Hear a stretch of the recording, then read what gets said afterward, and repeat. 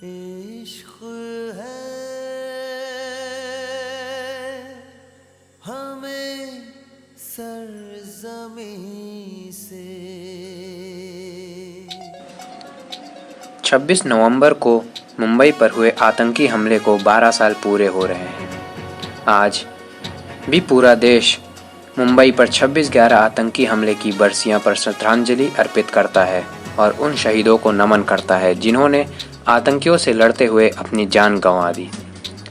बता दें कि मुंबई में वर्ष 2008 में 26 नवंबर को हुए आतंकी हमले में 26 विदेशी नागरिकों सहित 166 लोगों की मौत हो गई थी।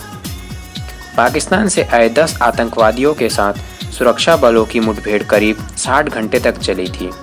देश के इतिहास में 26/11 मुंबई हमला सबसे भयावह आतंकी हमला था, जिसमें सभी की रूह को कँपा दिया।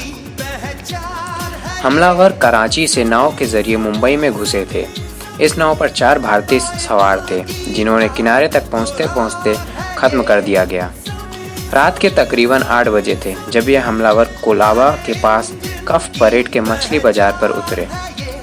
वहां से वे 4 ग्रुपों में बंट गए और टैक्सी लेकर अपनी मंजिलों को रुख लिया।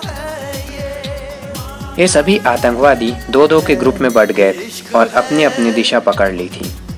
इनमें से 2 आतंकवादियों ने दक्षिणी मुंबई के कोलाबा में स्थित लियोपोल्ड कैफे को निशाना बनाया। 2 आतंकी ने नरीमन हाउस, तो वहीं बाकी आतंकी 2-2 की टोली में Chhatrapati Shivaji terminus, hotel Trident, Oberoi और ताज होटल की तरफ बढ़ गए। रात के तकरीबन 9:30 बजे मुंबई के छत्रपति शिवाजी टर्मिनस पर गोलीबारी की खबर मिली। मुंबई के इस ऐतिहासिक रेलवे स्टेशन के मेन हॉल में 2 हमलावर घुसे और अंधाधुंध फायरिंग शुरू कर दी। इनमें एक मोहम्मद अजमल कसाब था, जिसे अब फांसी दी जा चुकी है।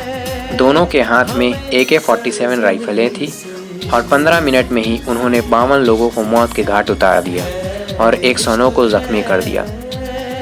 आतंक का यह खेल सिर्फ छत्रपति शिवाजी टर्मिनस तक सीमित नहीं था।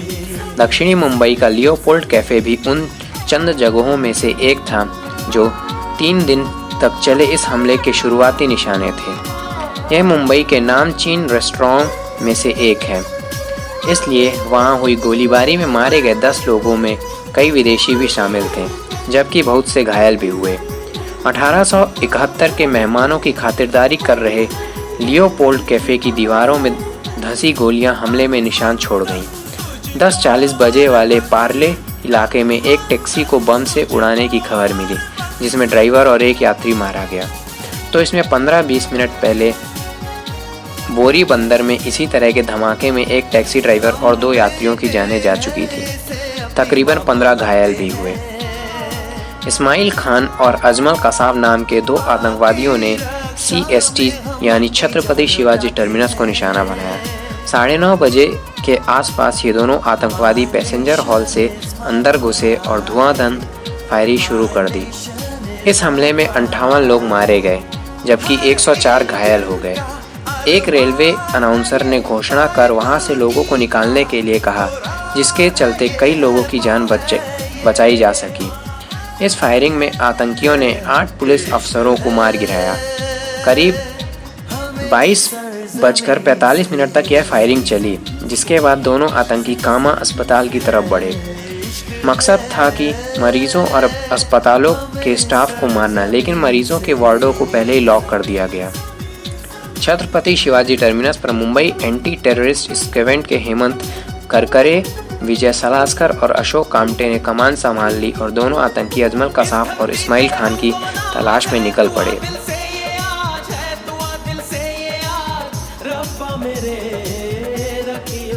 ताज होटल में करीब 6 बम धमाके किए गए। इनमें से एक लॉबी में, 2 एलिवेटर्स पर, 3 रेस्टोरेंट में और एक ओबेरॉय ट्राइडेंट में। पहले ही रात अग्निशमन के अधिकारियों ने करीब 200 बंदी लोगों को वहां से निकाला। होटल ओबेरॉय के ऑपरेशन को ही खत्म करने में 3 दिन लग गए। यह 28 नवंबर की दोपहर को समाप्त हुआ और उसी दिन शाम तक नरीमन हाउस को भी खाली करा दिया गया।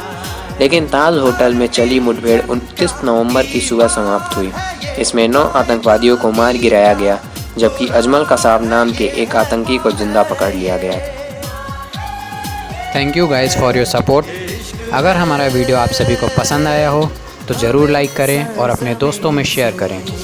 और भी इसी प्रकार के नॉलेज बेस्ड वीडियोस के लिए हमारे चैनल को सब्सक्राइब करना ना भूलें।